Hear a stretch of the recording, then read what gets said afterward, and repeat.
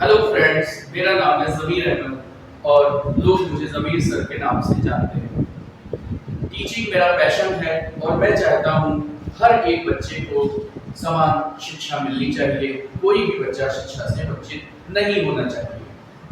मैं आपको अपने चैनल एजुकेशन हाइट्स के माध्यम से फ्री ऑनलाइन क्लासेस जो कि बेसिक इंग्लिश ग्रामर के कॉन्सेप्ट को क्लियर करेंगी, वो आपको डे टू डे रोज की रोज आपको मैं एक दो क्लासेस इंग्लिश ग्रामर की प्रोवाइड करूंगा।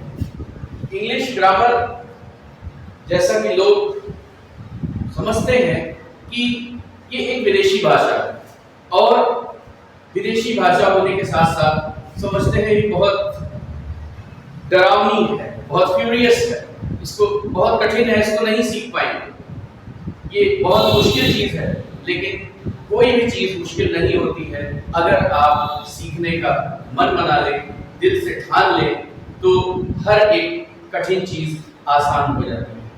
तो किसी भी भाषा को सीखने के लिए सबसे पहले हम उसके जो बेसिक कॉन्सेप्ट है उसको समझने की कोशिश करेंगे। तो उसमें सबसे पहले किसी भी भाषा को सीखने के लिए हमें उसकी अल्फाबेट्स के बारे में जानना चाहिए, क्योंकि ये सबसे पहली इकाई होती है। तो अंग्रेजी जो कि एक विदेशी भाषा है, तो उसकी भी एक अल्फाबेट है और उस अल्फाबेट को आपने बचपन में पढ़ा होगा, ABCD ऐसे करके Z तक आपको इंग्लिश अल्फाबेट आपने पढ़ी होगी। इसको दो पार्ट में डिवाइड किया जाता है। वो दो पार्ट कौन से हैं? पहला पार्ट आपका वोवेल है और दूसरा पार्ट कॉन्सोनेंट है। तो जो वोवेल्स आपके होते हैं वो A, E, I, O, U, ये आपके वोवेल्स हैं। इनको छोड़कर अल्फाबेट में जितने भी लेटर्स होते हैं वो सारे क्या कहलाते हैं? कॉन्सोनेंट कहलाते हैं। क्या कहलाते हैं? कॉन्सोनेंट कहलाते हैं। जैसे B, C, D, F and O। तो ये हो गया आपका अल्फाबेट। एंड देन उसके बाद आता है लेटर। लेटर क्या होता है? Letter is the smallest unit of any language. इसको हिंदी में क्या कहते हैं? हम इसको कहते हैं अक्षर। क्या कहते हैं? अक्षर। तो अक्षर को इंग्लिश में लेटर कहते हैं और लेटर सबसे स्मॉलेस्ट यूनिट होता है अंग्रेजी भाषा का। तो ये जो आपने अभी अल्फाबेट के बारे में सीखा, तो अल्फाबेट का हर एक सिंबल जो कि ABCD Z तक है, इसको हम लेटर कहते हैं। Okay, clear? Now then word. Word क्या होता है? बताइए, वर्ड क्या होता है? वर्ड को हिंदी में हम क्या कहते हैं? शब्द कहते हैं। वर्ड को हिंदी में कहते हैं शब्द। वर्ड क्या होता है? शब्दों का समूह? शब्दों का समूह नहीं। वर्ड सिर्फ शब्दों का समूह नहीं होता है। क्या होता है? इसको एक लाइन में समझेंगे। Word is a group of letters और असली काम यही पे है। Word is a group of letters which have a meaning। क्या हुआ?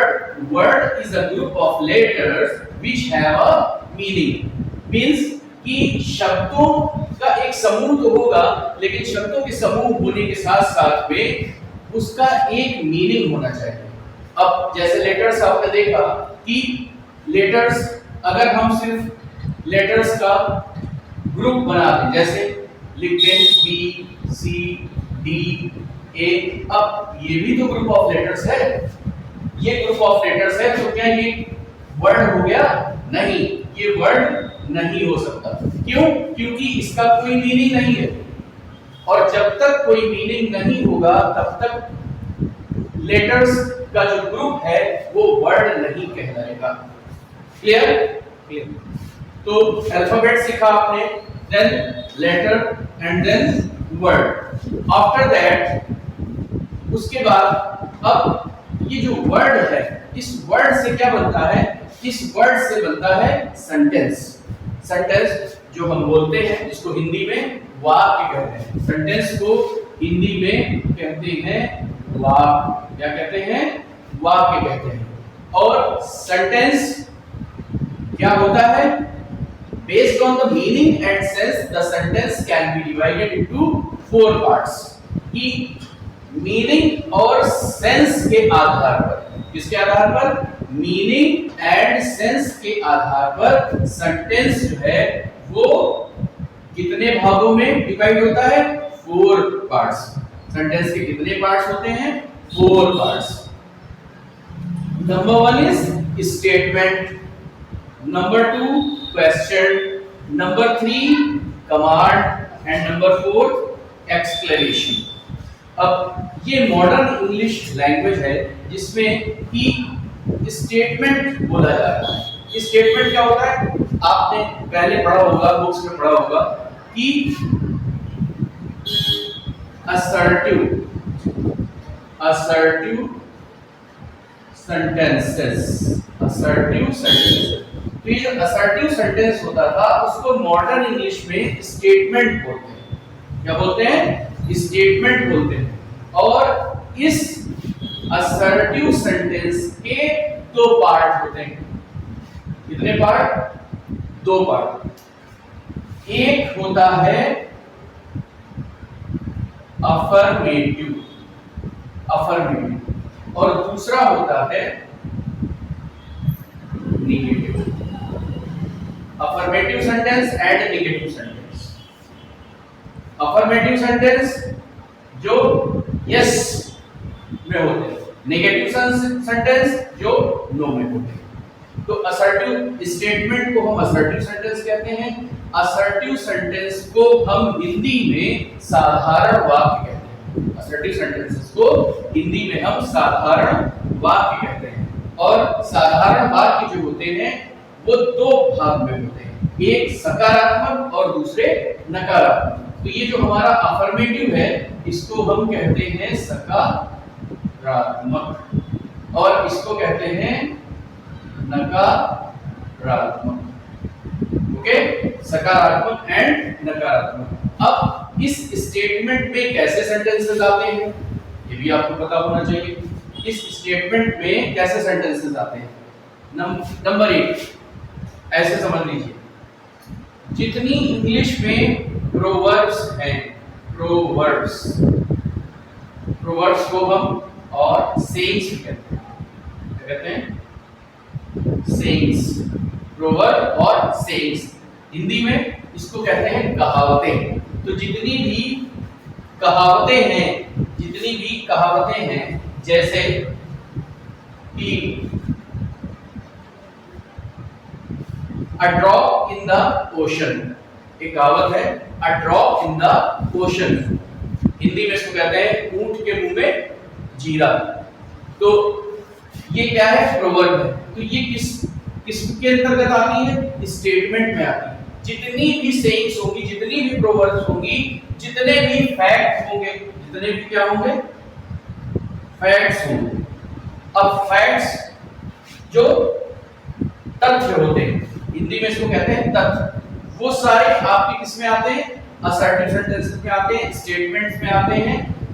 फैक्ट कैसे? जैसे 2 and 2 makes 4, 2 और 2 कितने होते हैं? 4 होते हैं। तो ये क्या है? ये फैक्ट है, ये फैक्ट है। Universal truth sentences, universal truth sentences, universal truth sentences, universal truth sentences कैसे होते हैं? सार्वभौमिक सत्य जो कभी चेंज नहीं होते, जो कभी बदलते नहीं। For example, the sun rises in the east, the sun rises in the east, the sun sets in the west. Statement या उसको हम असर्टिव सेंटेंसेस भी कहते हैं। तो इसमें किन तरह के सेंटेंसेस आते हैं? तो जो भी वाक्य, जो भी सेंटेंसेस हम सकारात्मकता या नकारात्मकता के भाव में बोलते हैं, वो सारे सेंटेंसेस स्टेटमेंट्स के अंतर्गत आते हैं। दूसरा पार्ट है सेंटेंस का क्वेश्चन। क्वेश्चन को हम प्रश्नवाचक वाक्य भी कहते हैं। जैसे वाक्य प्रश्नवाचक वाक्य, जिन सेंटेंसेस में किसी से क्वेश्चन किया जाता है। क्या किया जाता है? क्वेश्चन किया जाता है, तो वो क्वेश्चन कहलाते हैं या प्रश्नवाचक वाक्य कहलाते हैं। जैसे for example, what is your name? What is your name? How old are you? Where are you going? Where are you going? तो ये इस तरीके से कोई भी क्वेश्चन आप करेंगे वो सब क्वेश्चन में है। नाउ थर्ड पार्ट, कमांड और रिक्वेस्ट। कमांड और रिक्वेस्ट सेंटेंस का तीसरा पार्ट होता है कमांड और रिक्वेस्ट। इसको ओल्ड इंग्लिश में हम एक और नाम देते थे, इम्परेटिव।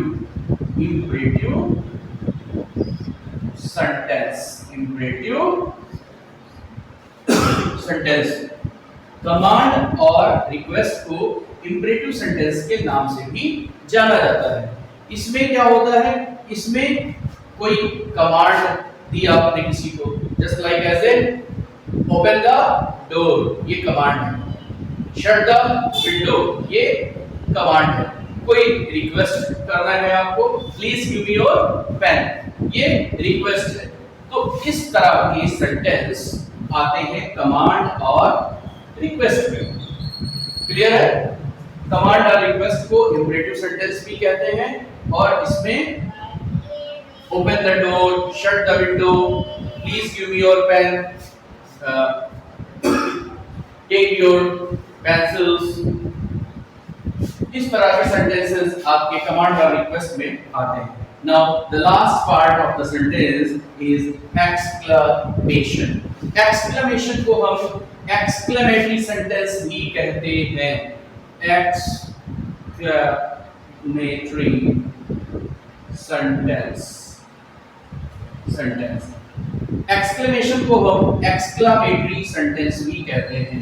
देखिए मेरी क्लास जो भी बच्चे अटेंड कर रहे हैं, जो भी बच्चे पढ़ रहे हैं, ये चीज बहुत इंपॉर्टेंट है कि आप सिर्फ लेक्चर को सुनिए मत।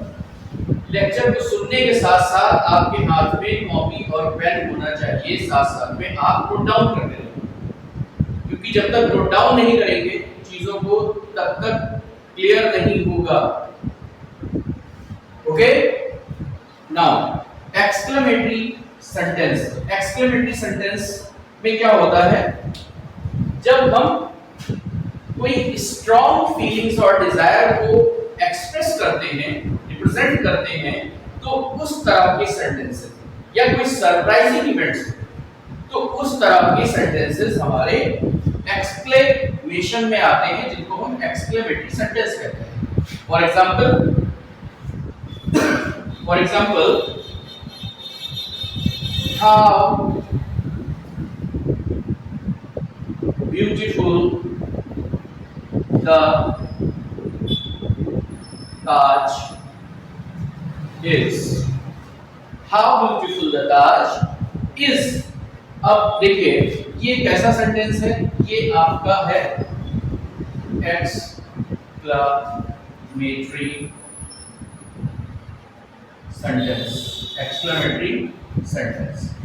अब कुछ बच्चे कह रहे होंगे इसमें तो हाउ लगा हुआ है, जबकि हाउ क्या है?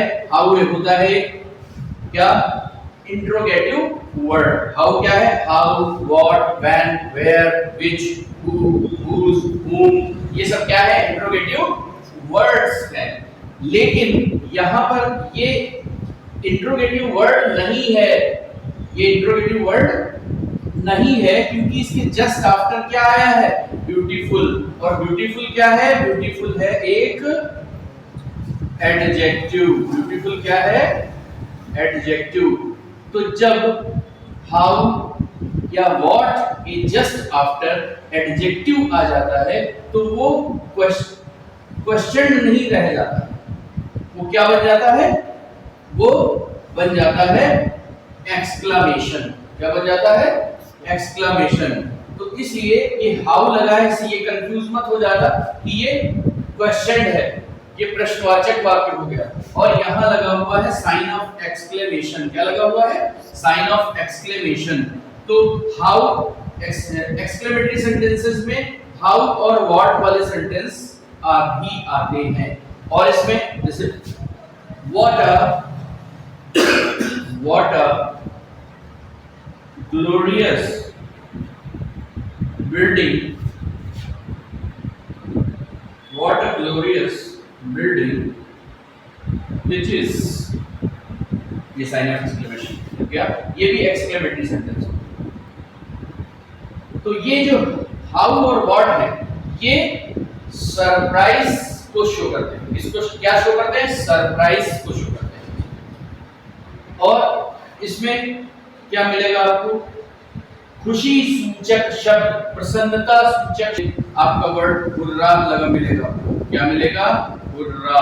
और उसके बाद लगा होगा sign of exclamation, hurrah, we have won the match, hurrah, we have won the match, hurrah, we have won the match। और इसमें यहाँ भी साइन ऑफ एक्सक्लेमेशन नहीं होगा, साइन ऑफ एक्सक्लेमेशन होगा एक्सक्लेमेटरी वर्ड के बाद में। एक्सक्लेमेटरी वर्ड के बाद में साइन ऑफ एक्सक्लेमेशन होगा, लास्ट में फुल स्टॉप होगा। ओके, ये जरूरी नहीं कि सेंटेंस के लास्ट में साइन ऑफ एक्सक्लेमेशन हो तभी एक्सक्लेमेटरी वर्ड सेंटेंस होगा। ओके, बुरा हो सकता है, एलास आता है इसमें, एलास, इसके बाद में साइन ऑफ एक्सक्लेमेशन होगा। ये क्या है, ये प्रसन्नता सूचक शब्द है बुरा। एलास क्या है, ये दुख सूचक शब्द है। Alas, alas, we have lost my father। ये भी आपका एक्सक्लेमेटरी सेंटेंस हो गया। अब अभी मैंने आपको जो भी पढ़ाया है उससे रिलेटेड अब मैं आपको एग्जांपल्स कराऊंगा, मैं आपको एग्जांपल्स दूंगा और आपको उसमें आइडेंटिफाई करना होगा कि ये किस तरह का सेंटेंस है, स्टेटमेंट है, क्वेश्चन है, कमांड है या एक्सक्लेमेटरी सेंटेंस है। ओके,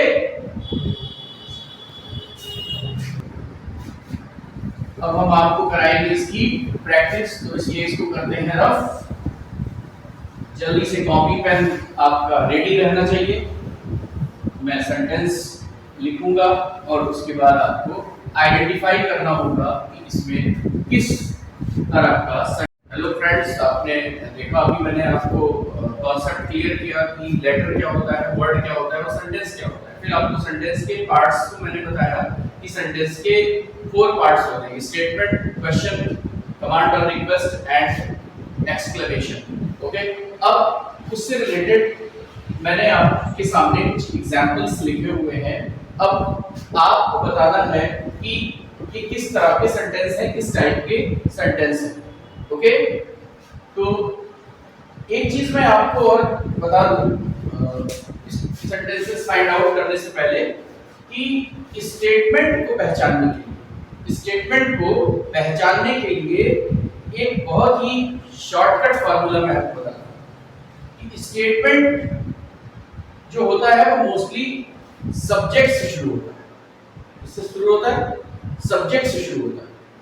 और सब्जेक्ट नाउन भी हो सकता है, प्रोनाउन भी हो सकता है, जीरंड भी हो सकती है, इंफिनिटिव भी हो सकता है, कुछ भी हो सकता है। और एंड फुल स्टॉप पे होता है। कहां पे होता है, फुल स्टॉप पे होता है। लेकिन इंपरेटिव सेंटेंस भी फुल स्टॉप पे एंड होता है। डिफरेंस है उसमें। डिफरेंस क्या है, इंपरेटिव सेंटेंस जो स्टार्ट होता है, मैं डिफरेंस की बात कर रहा था कि इंपरेटिव सेंटेंस भी फुल स्टॉप पे एंड होता है और असर्टिव सेंटेंस भी फुल स्टॉप पे एंड होता है। तो दोनों में डिफरेंस क्या है?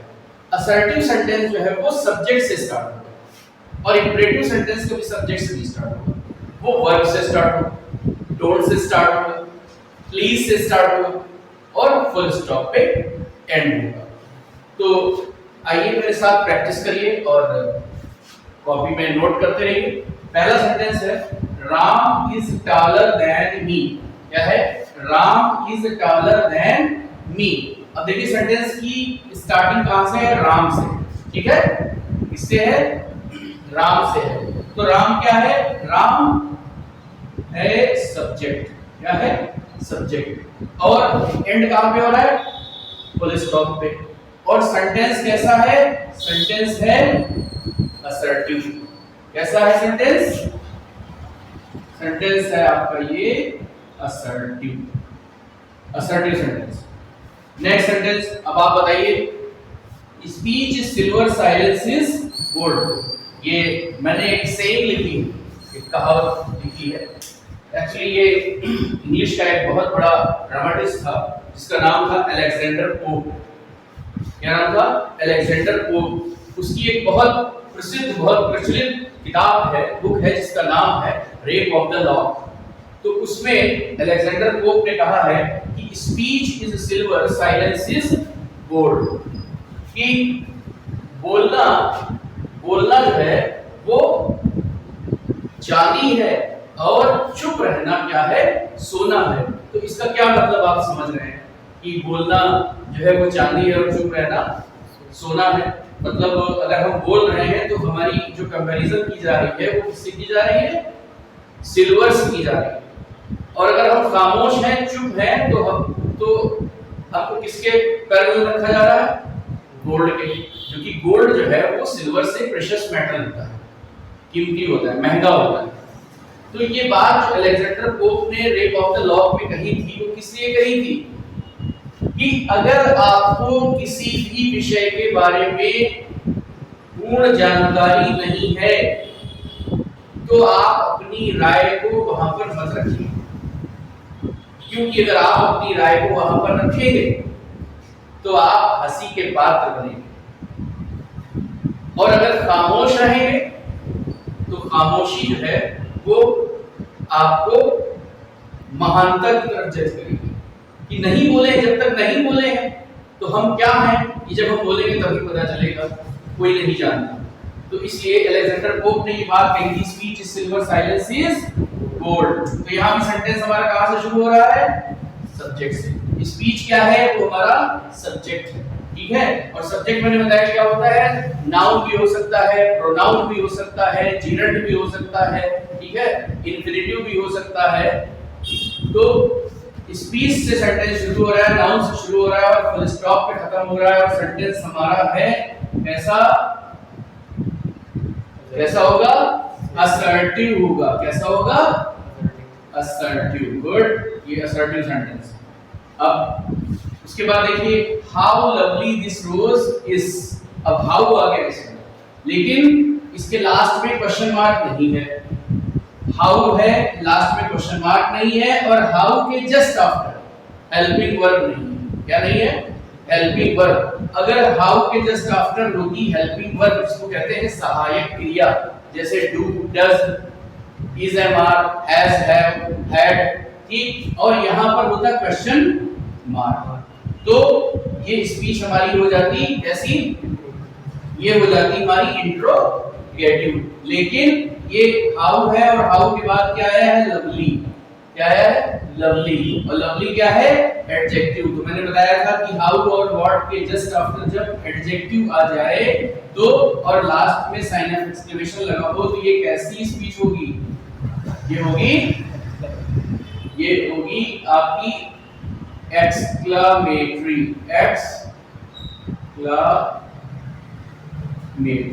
ओके, आगे बढ़ते हैं। Netaji defeated the enemy. Netaji defeated the enemy ऐसा सेंटेंस है, ये भी आपका असर्टिव सेंटेंस। असर्टिव, ये भी आपका असर्टिव सेंटेंस। नेताजी सब्जेक्ट हो गया, defeated the enemy full stop पे एंड हो रहा है, सकारात्मक वाक्य है आपका, तो ये असर्टिव सेंटेंस हो गया। नेक्स्ट देखते हैं, the moon revolves around the sun. Moon जो है वो, sorry, the moon revolves around the earth. तो मून अर्थ के चारों तरफ घूमता है। क्यों? मून क्या है? मून पृथ्वी का उपग्रह है। मून किसका उपग्रह है? पृथ्वी का। तो मून जो है वो अर्थ के चारों ओर रिवॉल्व करता है, चक्कर लगाता है, घूमता है। तो ये कैसा सेंटेंस हो गया? ये तो हो गया यूनिवर्सल ट्रूथ सेंटेंस। तो यूनिवर्सल ट्रूथ सेंटेंस मैंने आपको पहले ही बताया था कि वो किस में आते हैं? असर्टिव में आते हैं। उसके बाद देखिए 6 number sentence, does the gardener pluck the flowers. Does the gardener pluck the flowers. अब यहां डज आ गया। डज क्या है? डज है आपका हेल्पिंग वर्ब। डज क्या है? Do, does, is, am, are, has, have, will have, shall have, can, could, may, might, ये सब क्या है? हेल्पिंग वर्ब्स हैं। तो डज आपका जो है, डज आ गया और डज के बाद आ गया है आपका द गार्डनर। तो द गार्डनर क्या है? ये आपका हो गया सब्जेक्ट, प्लग हो गई वर्ब, द फ्लावर, ठीक है, ये हो गया आपका ऑब्जेक्ट। और यहाँ हेल्पिंग वर्ब से सेंटेंस स्टार्ट हो रहा है और एंड किस पे हो रहा है? क्वेश्चन मार्क पे। किस पे एंड हो रहा है? क्वेश्चन मार्क पे। तो ये कैसा सेंटेंस होगा? Interrogative. Interrogative. Okay, now sentence number 7, beauty is truth and truth is beauty. John Keats बहुत बड़ा पोएट हुआ है इंग्लिश का, ये उसकी लाइन है, beauty is truth and truth is beauty. ये सेंटेंस कैसा हुआ? ये भी हो गया आपका assertive. Assertive. Next, bravo, well done. Bravo, well done. Bravo कहते हैं जब किसी को शाबाशी देते हैं बहादुरी के लिए, तो इंग्लिश में कहते हैं ब्रेवो। Bravo, well done. तो यहां साइन ऑफ एक्सक्लेमेशन आ गया। तो ये कैसा हो गया?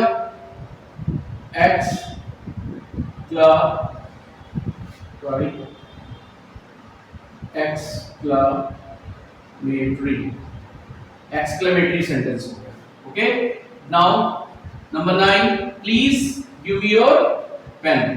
Please give me your pen. तो प्लीज लग जाएगा किसी को। प्लीज का मतलब होता है रिक्वेस्ट करना, किसी से रिक्वेस्ट करना। तो जब किसी भी वाक्य में प्लीज आ जाए तो वो रिक्वेस्ट को शो करता है, और रिक्वेस्ट और कमांड तो मैंने आपको बताया था कि ये कैसा सेंटेंस हो जाएगा? इंपरेटिव। कैसा हो गया? Clear to imperative. इसका मैंने दूसरा नाम क्या बताया था? कमांड और रिक्वेस्ट। कैसा सेंटेंस होगा? कमांड और रिक्वेस्ट, जिसको हम इंपरेटिव भी कहते हैं। Next and last but not the least, इसके आगे और भी आपको मिलते रहेंगे examples. Don't disturb me. Don't disturb me. अब यहाँ पे डोंट लगा हुआ है, ठीक। डोंट का मतलब होता है मना करना। क्या करना? मना करना। तो डोंट डिस्टर्ब मी, जब सेंटेंस डोंट से शुरू हो और फुल स्टॉप पे, डोंट से शुरू हो फुल स्टॉप पे खत्म हो, तो ये भी सेंटेंस आपका इसमें आता है इंपरेटिव सेंटेंस। आज आपने जो भी पढ़ा है, अभी जो भी प्रैक्टिस की है, इस पे किसी भी बच्चे को अगर कोई भी डाउट होता है तो वो मुझको कमेंट बॉक्स में कमेंट करे और मैं आपको उसका डिटेल आंसर, एक एक बच्चे को मैं आपको आंसर करूंगा। क्योंकि मेरा उद्देश्य आपको सिखाना है, ना कि अपने ज्ञान को, अपनी नॉलेज को शो ऑफ करना। इसी तरीके की वीडियो देखने के लिए आप हमारे चैनल एजुकेशन हाइट्स को सब्सक्राइब करिए और वीडियो को करिए लाइक और बेल आइकन को दबाइए, जिससे हमारी लेटेस्ट वीडियो की नोटिफिकेशन आपको सबसे पहले मिल सके। जय हिंद।